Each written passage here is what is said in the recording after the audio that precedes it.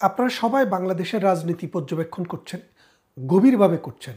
কেননা আপনারা যারা বাংলা ভাষাভাষী পৃথিবীর যেখানেই বসবাস করেন, বাংলা ভাষা, বাংলাদেশ এবং বাংলাদেশের মানুষ এদেরকে নিয়ে আপনাদের মধ্যে অবশ্যই একটা চিন্তা কাজ করে, একটা টেনশন কাজ করে এবং একটা মমতা ভালোবাসা কাজ করে। এই বাঙালির হাজার বছরের ইতিহাসে যদি আপনি একটু খেয়াল করে দেখেন, সবচেয়ে কঠিন একটা সময় অতিক্রম করছে এখন। কারণ বাংলাদেশটিকে যারা বলৎকার করেছে তারা হচ্ছে নতুন প্রজন্মের কিছু বকে যাওয়া ছেলে, যারা দেশ বোঝে না, যারা সংবিধান বোঝে না, যারা আইন বোঝে না, যারা নীতি বোঝে না, যারা শাস্ত্র বোঝে না, যারা শুধু বোঝে মানুষকে পিটিয়ে, মানুষকে মেরে কিভাবে টাকা পয়সা ক্ষমতা ব্যবহার করে নিজের পেট ফোলানো যায়। আপনারা যদি দেখেন, এ নাহিদ থেকে সারজিস থেকে শুরু করে তাদের দুইটা ছবি আপনারা নেন। একটা ছবি হলো 5 অগাস্টের আগে 2024 সালের, আর আজকের একটা ছবি নেন। ছবি নিলে দেখবেন এগুলা সব, মনে করেন যে এই একটা বছর তো তাদের শ্রম অনেক বেশি হওয়ার কথা, একটা নতুন সিস্টেম তারা চালু করতে চাচ্ছে, দেশটাকে একটা নতুন ধারায় নিয়ে যেতে চাচ্ছে। তাহলে তারা রাত দিন ভরে কাজ করার কথা, তাদের পেট শুকিয়ে যাওয়ার কথা, শরীরের মাংস 3 কেজি কমে যাওয়ার কথা। আমি গ্যারান্টি দিয়ে বলছি, প্রত্যেকের শরীরের ওজন 5 KG, 6 KG, 7 KG, 8 KG, 10 KG করে বেড়ে গেছে। তার মানেটা আপনারা বুঝতে পারছেন। কোরআনে হাদিসে আছে, যারা সুদী হয়, ঘুষখোর হয়, তাদের পেট বেড়ে যায়। তাদের অবস্থাটা কিন্তু তাই হয়েছে। দ্বিতীয় যে কথাটি আসলে বলতে চেয়েছি আজকে, সেই বিষয়টি হচ্ছে বিএনপি আজকে একটি সংবাদ সম্মেলন করেছে। সংবাদ সম্মেলন না, বিএনপি একটি তার সর্বোচ্চ যে কমিটি, যেটাকে বলে স্থায়ী কমিটি, স্থায়ী কমিটির মিটিংয়ে একটি কথা জোর দিয়ে বলেছে। সেই কথাটি কি? যে আমরা বাংলাদেশে কোনো রাজনৈতিক দলকে ব্যান করা হোক সেটা চাই না, সমর্থন করি না। এই যে ঠেলাটা, কদিন আগে না আওয়ামী লীগকে কর্মকাণ্ড নিষিদ্ধ করলো, ফখরুল সাহেব কি বললেন? আমি আজকে জীবনে সবচেয়ে বেশি খুশি, মানে যখন আওয়ামী লীগের কর্মকাণ্ড নিষিদ্ধ করছে উনি খুশি, আর আজকে উনি খুশি না। এর কারণটা কি একটু ব্যাখ্যা করব আপনাদেরকে। তারপর আমাদের সেনাপ্রধান প্রেসিডেন্টের কাছে গেলেন। প্রথমে গেলেন কার কাছে? চিফ জাস্টিসের কাছে। চিফ জাস্টিসের কাছ থেকে এসে গেলেন কার কাছে? ডক্টর ইউনূসের কাছে। ইউনূসের কাছ থেকে এসে গেলেন কার কাছে? বাংলাদেশের সত্যিকারের বৈধ প্রেসিডেন্টের কাছে। এই 3 জন মানুষের কাছে যখন তিনি দেখা করলেন, তখন নানান পত্রিকায়, নানান নিউজে, নানান অনলাইন পোর্টালে, ইউটিউবে নানান গুঞ্জন ডালপালা মেলছে। আসলে এইসব গুঞ্জনের মধ্যে সত্যিটা খুঁজে বের করা সবসময় কঠিন হয়ে দাঁড়ায়। মূল কথাটা হচ্ছে, সেনাপ্রধানকে ভারতীয় অথরিটি একটি দায়িত্ব দিয়েছেন যে আপনি তো একটা সার্বভৌম রাষ্ট্রের সেনাপ্রধান, এখন দেশে যে চিফ জাস্টিস আছে উনাকেও অবৈধভাবে তারা নিয়োগ দিছে, সুতরাং তাদের সরকার যেহেতু অবৈধ, তাদের নিয়োগটিও অবৈধ। ডক্টর ইউনূস একটি অবৈধ সরকারের প্রধান, যেই সরকারটি কনস্টিটিউশনাল কোনো গ্যারান্টি নেই। পৃথিবীর যে কোনো দেশ এই সরকারের সাথে যেই সব চুক্তি করবে, কর্মকাণ্ড করবে, সেগুলা বাতিল বলিয়া গণ্য হইবে। একমাত্র প্রতিষ্ঠান প্রেসিডেন্ট। এই প্রেসিডেন্টই বাংলাদেশের বৈধ আইন অনুসারে সুষ্ঠুভাবে নির্বাচিত একজন প্রেসিডেন্ট। তাই তারা আমেরিকার সাথে যখন ভারতের একটা কনফ্রন্টেশন যায়, ভারত আমেরিকার প্রেসিডেন্ট ডোনাল্ড ট্রাম্পের 5টি ফোন কল রিফিউজ করেছেন। তার মানে বলেছেন যে তোমাদেরকে না হইলেও আমরা চলবো, আমরা দেখব দক্ষিণ পূর্ব এশিয়াতে তুমি কি করে ঢুকো। তুমি বাংলাদেশ দিয়ে ঢুকতে চাচ্ছ তো? চায়না, ইন্ডিয়া এবং রাশিয়া এক হয়ে গেছে এক্ষেত্রে, যে দক্ষিণ পূর্ব এশিয়াতে এই আমেরিকাকে ঢুকতে দিব না। আর আমেরিকার দালাল যে ইউনূস, এই ইউনূসকে এই খবরটি পৌঁছিয়ে দেওয়ার জন্যই এই প্রধান সেনাপতি গিয়েছেন। প্রধান সেনাপতি গতবারে বক্তৃতায় কি বলেছিলেন? যে দেশের সার্বভৌমত্ব, আমি আপনাদেরকে সতর্ক করছি, দেশের সার্বভৌমত্ব বিনষ্ট হবে। বলেনি দেশে অ্যানার্কি হবে, বিশৃঙ্খলা হবে, বলেছে সার্বভৌমত্ব চলে যাবে। সার্বভৌমত্ব কখন যায় আপনারা বুঝতে পারছেন? ভারত বলে দিয়েছে, ভারতের অথরিটি বলে দিয়েছে যে আমেরিকার সাথে দহরম মহরম করে আপনারা বঙ্গোপসাগর দেওয়া, কক্সবাজারে দেওয়া এবং ওই যে মিয়ানমারের সাথে একটি করিডোর দেওয়া, এইসব সব কিছু থেকে বাংলাদেশকে বেরিয়ে আসতে হবে। এক, দ্বিতীয়ত যত দ্রুত সম্ভব গণতান্ত্রিক সরকারের কাছে ক্ষমতা হস্তান্তর করতে হবে। তা না হলে বাংলাদেশে যে মৌলবাদ, যে জঙ্গিবাদের উত্থান হচ্ছে, এটা দক্ষিণ পূর্ব এশিয়াকে অশান্ত করবে। তিন হচ্ছে আমেরিকার তাবেদার, যেই সব আমেরিকার টাকা খেয়ে জামাত, এনসিপি এবং ডক্টর ইউনূস গং যে আকাম কুকাম বাংলাদেশে চালাচ্ছে, মানুষকে যেভাবে হত্যা, নির্যাতন, দর্শন করছে, এতে করে এই অঞ্চলের স্থিতিশীলতা বিনষ্ট হচ্ছে। যত দ্রুত সম্ভব সুষ্ঠু নির্বাচনের মাধ্যমে, অংশগ্রহণমূলক এবং ফ্রি অ্যান্ড ফেয়ার ইলেকশনের মাধ্যমে ক্ষমতা হস্তান্তর করে দিতে হবে।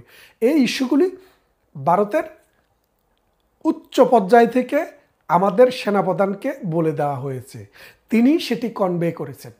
কনভে করে যেই সব জায়গাগুলো কনস্টিটিউশন পজিশন, তাদের কাছে গিয়ে খবরটি বলেছেন।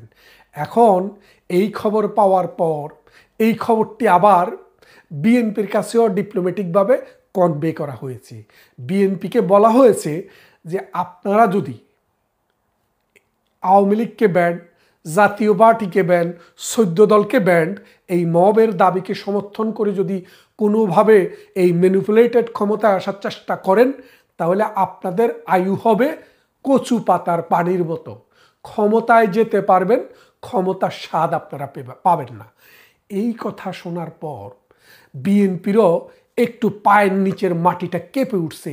কি বলে, ভারতের মতো শক্তিশালী রাষ্ট্র, যাদের সাথে এখন চীন জয়েন করেছে, যাদের সাথে রাশিয়া জয়েন করেছে, আজকে যদি ভারতের কথা মতো যদি স্টেটমেন্ট আমরা না দেই, ভারতের কথাকে যদি অগ্রাহ্য করি, তাহলে আমাদের ভাগ্যে কি আছে নোবডি নোজ। তাড়াতাড়ি এই বিএনপি তাদের প্রেসিডিয়াম কমিটি, যেটাকে বলে স্থায়ী কমিটি, সেই কমিটি মিটিং করলো। মিটিং করলে ঘোষণা দিল যে আমরা কোনো দলকে নিষিদ্ধ করার পক্ষে নই। এবং সাথে সাথে আরও একটি কথা বলেছেন যে আমরা পিআর পদ্ধতিতে যে ভোট, সেই ভোট নিয়ে আমরা নির্বাচন হতে দেব না, অর্থাৎ আমরা সেই পক্ষে নেই। তাহলে এখন ব্যাপারটা বোঝেন, এনসিপিও এখন কিন্তু সুর নরম করেছে। এনসিপিও দেখতেছে দুনিয়ার আবহাওয়া ঘুরে গেছে, এখন বিএনপির সাথে লেজ গুটিয়ে আস্তে আস্তে বিএনপির থেকে কয়টি আসন নিতে পারে সেই চিন্তায় মশগুল। তার মানেটা কি বুঝলেন? বাংলাদেশের সেনাপ্রধান সবার কাছে একটি সুস্পষ্ট মেসেজ দিয়ে দিলেন যে এই দানাই পানাই করে 1 বছর তো কাটিয়ে দিলেন, সময় আর বেশি হাতে নেই। যদি সময় আর বেশি নিতে চান, তাহলে অবস্থা খুবই খারাপ হবে। তার মানে ভারতের যে অবস্থান ভৌগোলিকভাবে, আপনারা একটা জিনিস বোঝেন, আমেরিকার মতো একটা রাষ্ট্রকে ভারত তো আজ করে চলে না। তারা বলছে, রাজনাথ সিংয়ের বক্তৃতা আপনারা শুনেছেন, তিনি বলেছেন যে কোনো বন্ধুই চিরকাল বন্ধু আর কোনো শত্রুই চিরকাল শত্রু নয়। অর্থাৎ রাষ্ট্রের সাথে যে আরেকটা রাষ্ট্রের সম্পর্ক, সেই সম্পর্ক যেই কোনো সময়ে পরিবর্তন হতে পারে। বাংলাদেশ বন্ধুপ্রতিম রাষ্ট্রের টপ লেভেলে ছিল, আর এখন বাংলাদেশ শত্রু রাষ্ট্রের 5 নম্বর তালিকায় ভারতের। তার মানে এটা আপনি বুঝছেন, অতি অল্প সময়ে ডক্টর ইউনূস, তাকে যারা নিয়োগ করেছে তারা, এবং রাজাকাররা, জামাতেরা, আলবদরেরা পাকিস্তান থেকে প্রতি সপ্তাহে মন্ত্রী নিয়ে আসতেছে। মনে হয় যেন পাকিস্তানে সোনার খনি আছে, এই সোনার খনি দিয়ে বাংলাদেশ 2 তালা করে ফেলবে, 3 তালা করে ফেলবে, নাকি 7 তালাও করে ফেলে। এইরকম অবস্থায় ইন্ডিয়া দেখলো যে এই দক্ষিণ পূর্ব এশিয়ার ভিতরে তো একটা দোজক বানায় ফেলতেছে, অর্থাৎ একটা মৌলবাদের ঘাঁটি বানাচ্ছে। মোল্লারা যেখানে সেখানে যাইয়া বিনা উজুতে আজান দেওয়া শুরু করছে। এটাকে বন্ধ করতে হবে। এই বন্ধ করার জন্যই ভারত কিন্তু সোচ্চার হয়েছে। ভারতের যে সোচ্চার, এটা আপনারা বুঝবেন ওই সেনাবাহিনীর দৌড়টা যদি একটু দেখেন। সেনাবাহিনী কিন্তু এমন দৌড় দৌড়িয়েছে, একবার চিফ জাস্টিস, একবার প্রধান উপদেষ্টা, আরেকবার প্রেসিডেন্ট, আর বড় কোনো জায়গা নাই দেখে তারা যেতে পারেননি। এর বাইরেও বিএনপির সাথে, এনসিপির সাথে, জামাতের সাথে তাদের ফোনে বা বিভিন্ন মাধ্যমে আলোচনা হয়েছে। আলোচনা হওয়ার পর যেই অনুসিদ্ধান্ত হলো, সেটি হলো অতি শীঘ্রই জামাত আসুক বা না আসুক ডাজেন্ট ম্যাটার, নির্বাচন করে ফেলতে হবে এবং এক্সিস্টিং পদ্ধতিতেই বাংলাদেশের সংবিধানের অধীনেই নির্বাচনটি হতে হবে। তাহলে বোঝেন, এখন জামাত বলছে যে আমরা নির্বাচনে অংশগ্রহণ করব না, কি না হলে পিআর পদ্ধতি না হলে। কেন বলছে দেখেন, কিছুদিন আগে একটি জরিপ হয়েছে। জরিপটি কারা করেছে? ব্র্যাক করেছে। এই ব্র্যাকের জরিপে যে জিনিসটি এসছে সেটি হলো যে বাংলাদেশে এনসিপি, বিএনপি এবং জামাত এবং তাদের যে দোসর দলগুলো আছে, ইসলামিক দলগুলো আছে, তাদের পক্ষে বাংলাদেশের 100 জন ভোটারের মধ্যে মাত্র 32 জন ভোটার, আর বাকি 68 জন ভোটার বিএনপিও চায় না, জামাতও চায় না, এনসিপিও চায় না, পাকা মার্কাও চায় না, মৌলবাদী অন্যান্য যে জঙ্গি দল আছে তাদেরকেও চায় না। তাহলে কাকে চায়? আওয়ামী লীগকে চায়। তার মানে ডাইরেক্টলি ইনডাইরেক্টলি বাংলাদেশের 68% মানুষ বর্তমান ব্যবস্থা, বর্তমান আইন, বিচার, শাসন এবং সরকারের বিপক্ষে। এই সরকারটি কার? জাতীয় বিএনপির। এই সরকারটি কার? জামাতের, এনসিপির এবং ওই চরমোনাইয়ের। তো এই সরকারের যে অবস্থান আজকে, এই অবস্থানের উপরে ভিত্তি করে যে জরিপটি হয়েছে, বাংলাদেশের মানুষ ক্লিয়ার জবাব দিয়েছে যে আমরা এই সরকার, এই জামাত, এই বিএনপি, এই এনসিপিকে চাই না। আমাদের দেশকে যারা ভালো চালিয়েছে এবং ভালো চালাতে পারবে, যারা এই দেশকে উন্নত করতে পারবে, মানুষের জীবন বদলাতে পারবে, সমাজ বদলাতে পারবে, মাথাপিছু আয় বৃদ্ধি করতে পারবে, শিক্ষা ঘরে ঘরে পৌঁছিয়ে দিতে পারবে, বিদ্যুতের আলো ঘরে ঘরে দিতে পারবে, ট্রান্সপোর্টেশন, কমিউনিকেশন, হেলথ বাড়াতে পারবে, আমরা তাদেরকে চাই। গত 15 বছর থেকে প্রধানমন্ত্রী শেখ হাসিনা একটা গরিব রাষ্ট্রকে এমন একটা জায়গায় নিয়ে গিয়েছে, পাকিস্তানের চাইতে 2.5 গুণ বেশি ধনী হচ্ছে বাংলাদেশ, শ্রীলঙ্কার চাইতে 3 গুণ ধনী হচ্ছে বাংলাদেশ, নেপাল, ভুটান, আফগানিস্তান, মায়ানমার, এদের কথা আর বললাম না।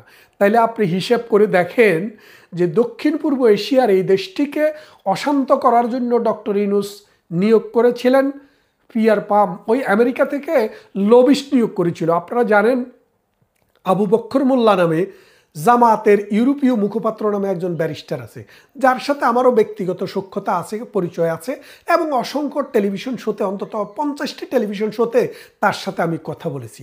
তিনি সাম্প্রতিক একটি শোতে বললেন যে প্রধানমন্ত্রী শেখ হাসিনাকে মানে এই ক্ষমতা থেকে নামানোর জন্য, বাংলাদেশের ক্ষমতাটাকে কুক্ষিগত করার জন্য আমেরিকার যে ফার্মটি ডক্টর ইউনূস নিজের টাকা দিয়ে নিয়োগ করছিল, ঠিক একই ফার্মকে জামাতও টাকা দিয়ে নিয়োগ করেছিল।